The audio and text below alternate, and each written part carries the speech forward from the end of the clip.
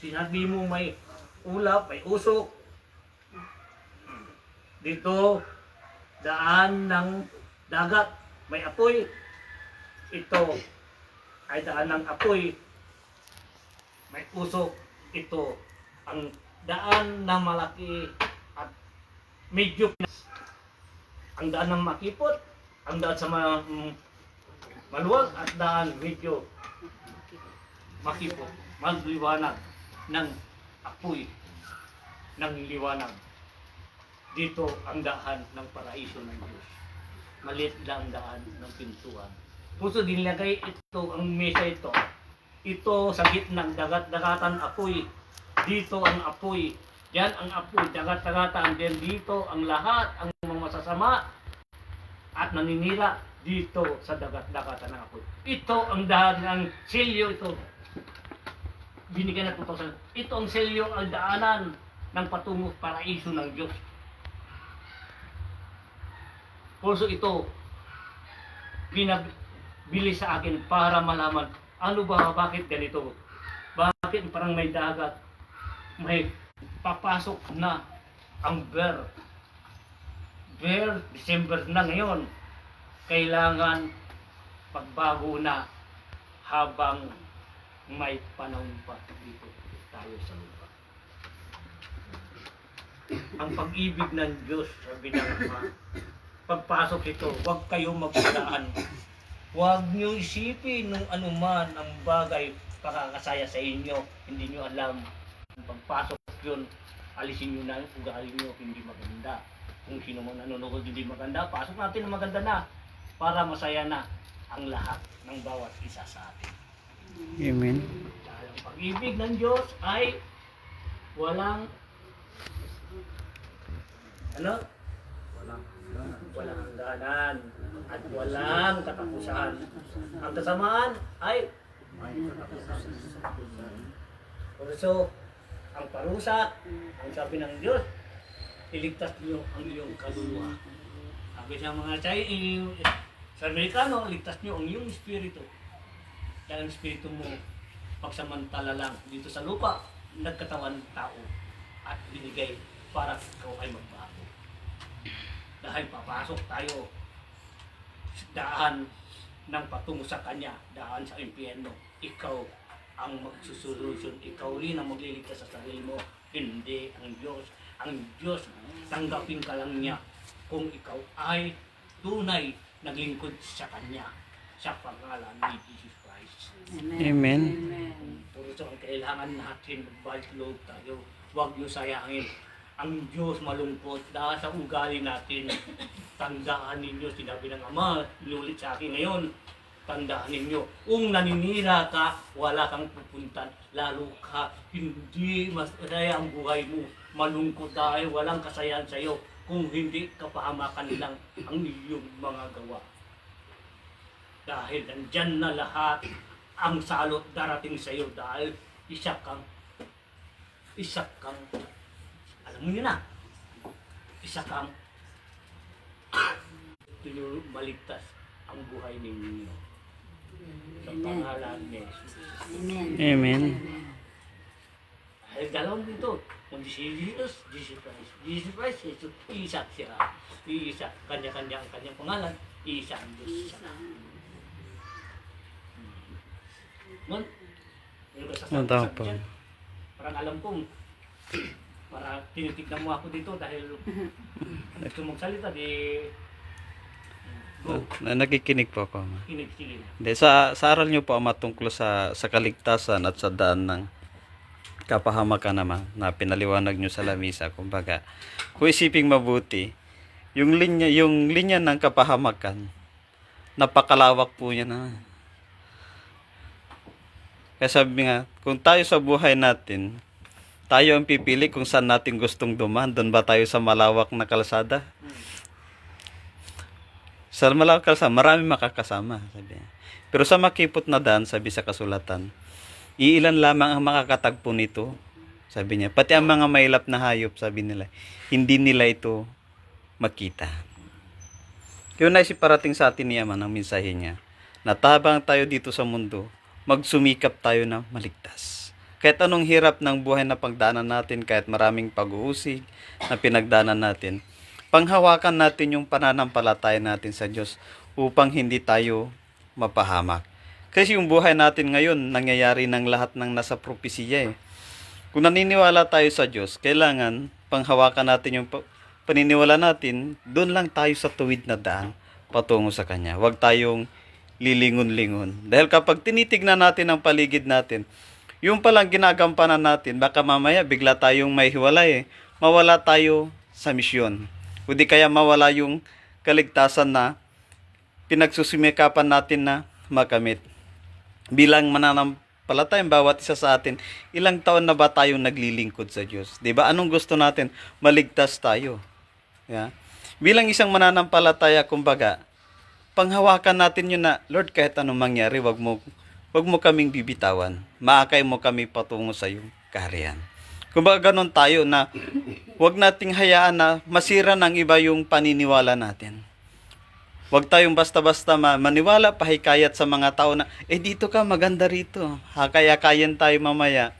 Maraming tukso sa paligid.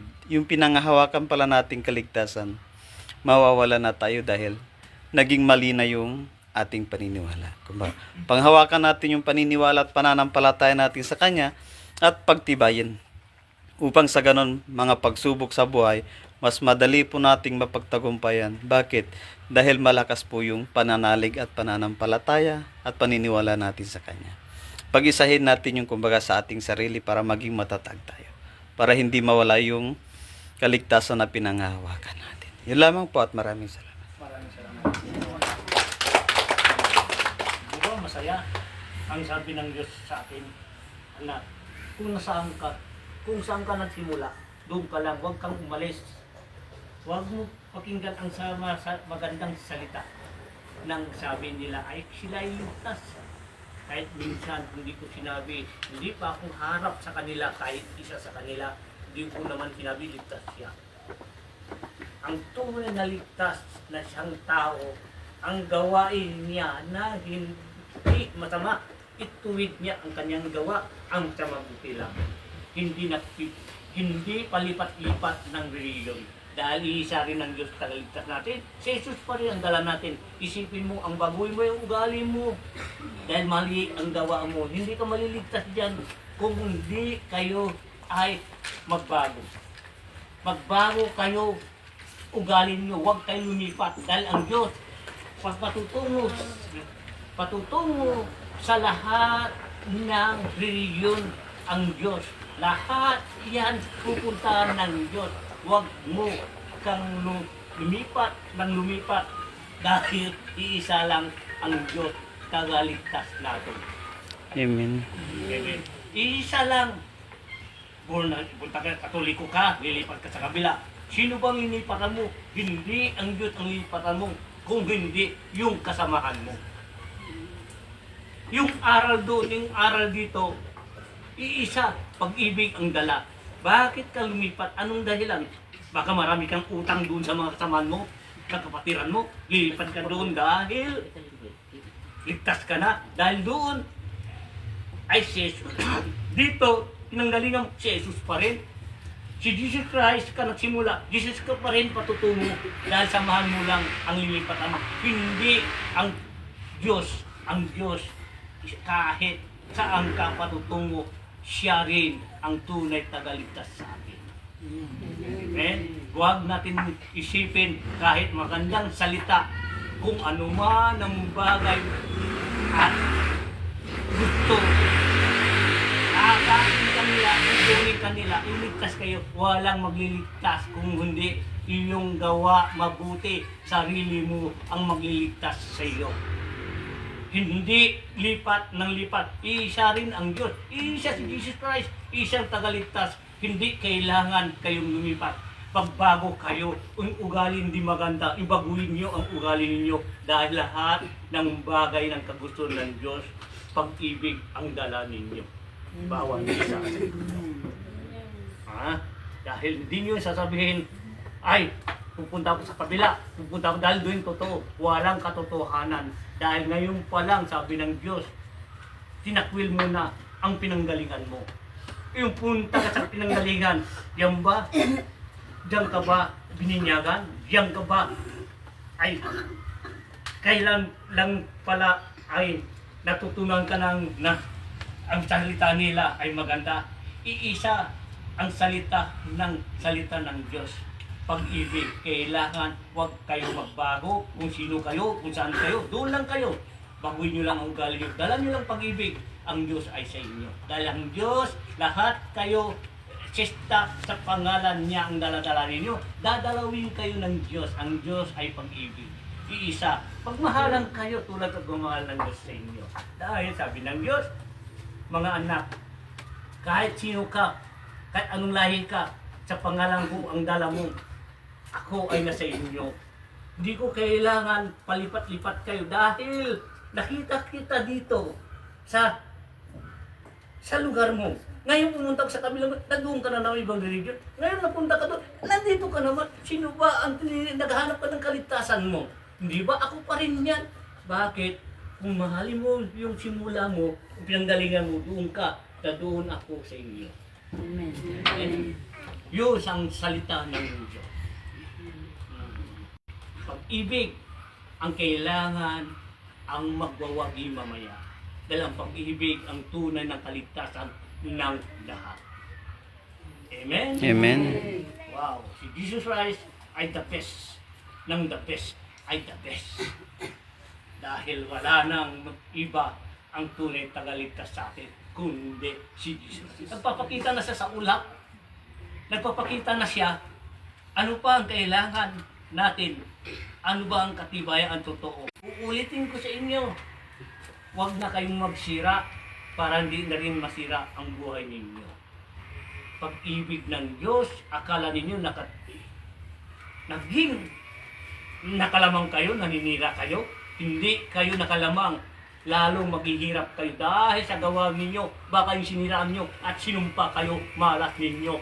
Dahil doon ang kapalit na karma ninyo. Ang sabi ng mga salita, mainit ang bibig. Kailangan huwag manira, magmahalan, magkakaisa. Dahil yan ang tunay na pag-ibig ng kagustuhan ng Diyos sa atin. Sa pangalan ni Jesus Christ. Amen. Sino ba gusto mo sumagot? Magtanong. Mon, bakit? Nawala na kayo sa karakter ng akala ko handa kayo dalawa. Magmahalan at nandito na nasa atin din ang pagpapasya ng bawat isa. Tayo ay binigyan ng kalayaan ng Diyos na magpasya sa ating sarili. Bigyan tayo ng kalayaan, kaya dapat natin gawin ang mabuti. Nandito yun sa Bible, nasa Deuteronomy chapter 30 verse 15 hanggang 16. Nasa inyo ngayon ang kapasyahan. Kayo ang pipili ng buhay at kasaganaan, unang kahirapan at kamatayan. Kapag sinunod ninyo ang kautusan, inibig si Yahweh at nilakaran ang kanyang mga landas, pagpapalain niya kayo sa lupain ibibigay niya sa inyo, mabubuhay kayo ng matagal at kanyang paralangin kayo. At ito na po yung pinapaliwanag sa atin na nasa atin ang kapasyahan, nasa atin ang kaligtasan. Kapag kung ginawa natin ang kabutihan at sinunod natin ang kalooban ng Diyos, ay alam natin kung saan po tayo patutungo. At kailangan, kung gusto natin umangat yung buhay natin, ay magsipag po tayo. Kung gusto natin umaba ang buhay natin, gawin natin ang kabutihan at sundin po natin ang kalooban ng Diyos. Dahil wala tayo dito sa mundong ito kung dahil sa Kanya. Kaya huwag natin kalimutan ang Diyos. Tumawag po tayo lagi sa Kanya, tumalangin po tayo lagi sa Panginoong Hesus, at sundin natin ang kalooban niya.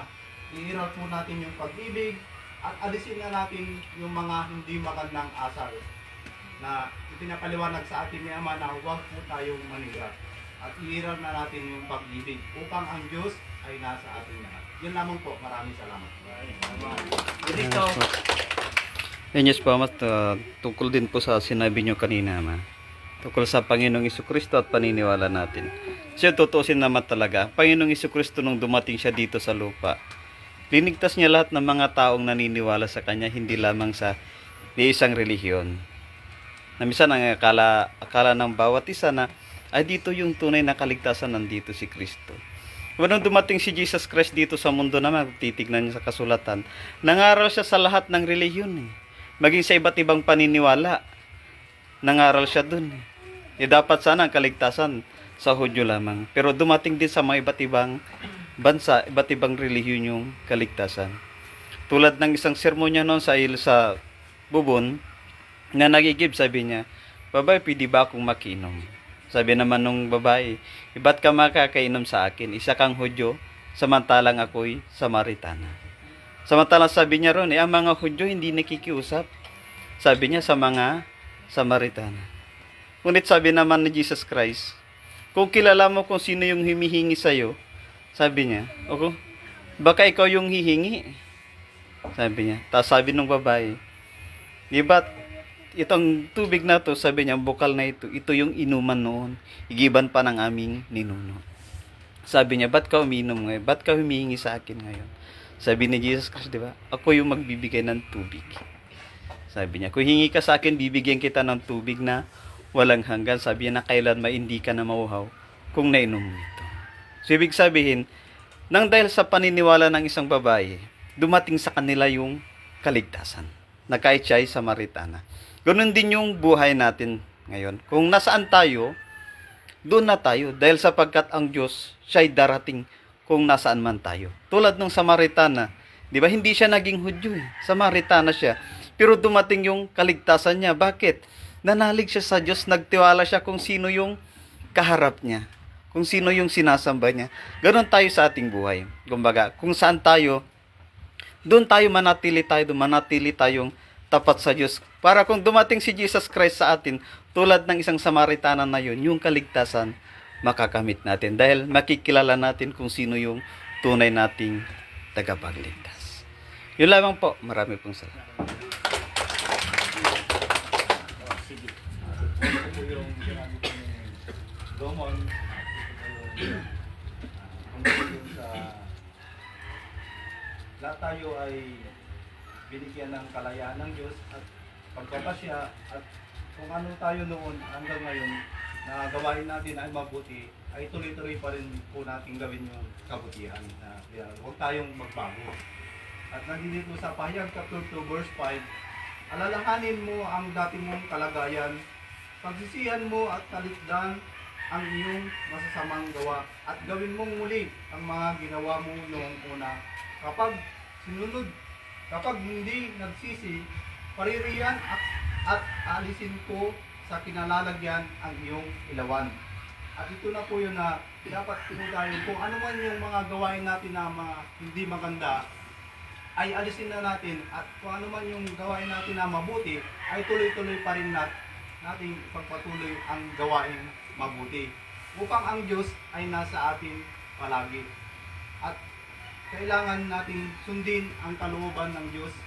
Marunong tayo magkumbaba, respeto sa ating kapwa upang ang Diyos ay kasama natin lagi. At yun lamang po. Maraming salamat.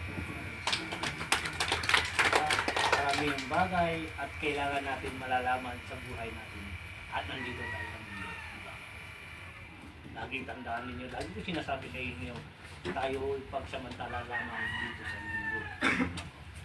Gusto ng Diyos ni Jesus, ang gusto niya, ang pagbabago ninyo para magbalik loob tayo sa Kanya at dadalahin tayo sa Kanyang tahanan ng paraiso.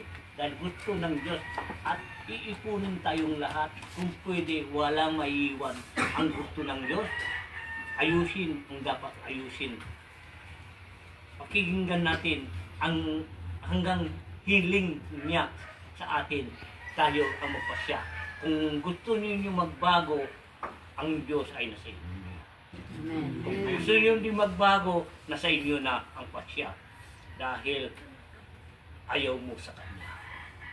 Dahil meron ka na ay tinatawagan.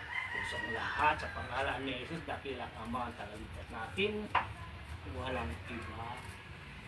Kung hindi tayo magkumbaba, pagpataas tayo, wala tayong mapala sa ating hiniling sa Diyos. Diyos pag-ibig, Diyos ng kabutihan, Diyos maawain, Diyos tagaligtas sa lahat. Amen. Amen. Sa pangalan ni Jesus. Yun lang. Ibig sabihin, maraming salamat. Magdasal na lang kayo. Ito, Ama, maraming salamat. Natuto na naman kami itong linggo ito. Sila, Ama, ngayon, kami, ang maghiling sa inyo, pakinggan